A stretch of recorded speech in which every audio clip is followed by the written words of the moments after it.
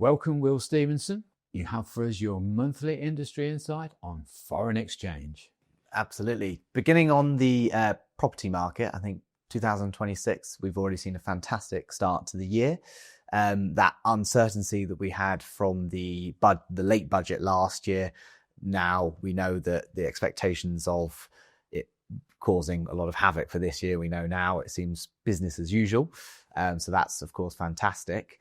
In terms of the currency exchange markets, I think one big factor to look out for this year is interest rates. Of course, we've had an interest rate cut towards the end of last year, and it seems that the Bank of England is talking about further cuts throughout the year. Now, that technically should devalue a currency. However, actually, the complete opposite. Ever since COVID, we've seen a complete flip in trends in the markets, and actually, we could see the currency go the other way. I believe that it's still going to attract overseas buyers. The pound is probably a little bit undervalued at the moment, and looking at other jurisdictions and their interest rates, Europe currently being lower, I think it's still really appealing for Europeans to of course transfer funds and purchase in the UK. The standard comparison is obviously with the dollar. Yes. I mean, how's that going?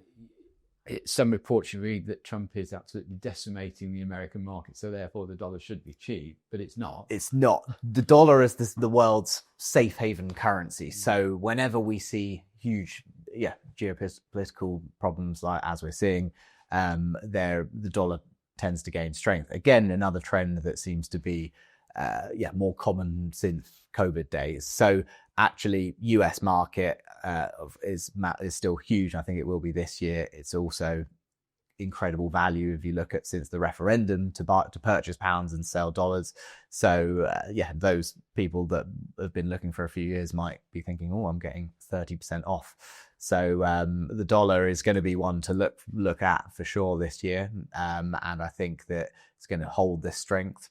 Trump did want a weaker dollar, but with all the things that he's up to, we're absolutely not seeing that at the moment. But I think continuing going forward, dollar strength and pound undervalued. Okay, and each month I seem to ask you the same question. I mean, what's the comparison of, particularly in the property market, of money coming in to money going out? Yes. There's still, I think, particularly if you focus on London, there's still such a demand for internationals having that London property. I guess it's a bit of a flagship piece that you have to have if you're a particular high net worth. But yes, there are a lot of UK people moving abroad. The easy one is still Middle East, Dubai. We see a lot of flow of funds going over there, probably because it's particularly easy to obtain residency and it's so tax efficient. But now again, a trend since COVID, we see working conditions so different. People don't need to go to their offices every day. You can work, many industries, you can work from anywhere in the world. So why not try live abroad? Potentially better weather and better tax situation. Yes, I suppose so. And is Dubai still the hot favourite for people to go to, or where else is looking good?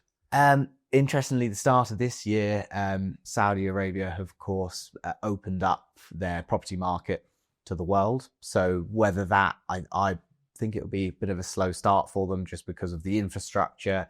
Dubai is already so welcoming in terms of the being so easy to move into. Probably Saudi might look a little bit more frightening, let's say, for people that don't know the jurisdiction. Other than that, Europe's still popular. Portugal, Spain, we see a lot of people that have retired, expats moving to. Why would you not, with having 300 days of sun on your back? Why not? Yeah. Okay, well, that's great.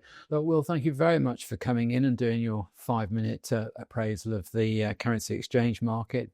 Very pleased to have you in the studio. Look forward to having you again next month with your latest comments. I'm Stephen Galpin. Thank you for watching. See you again next time.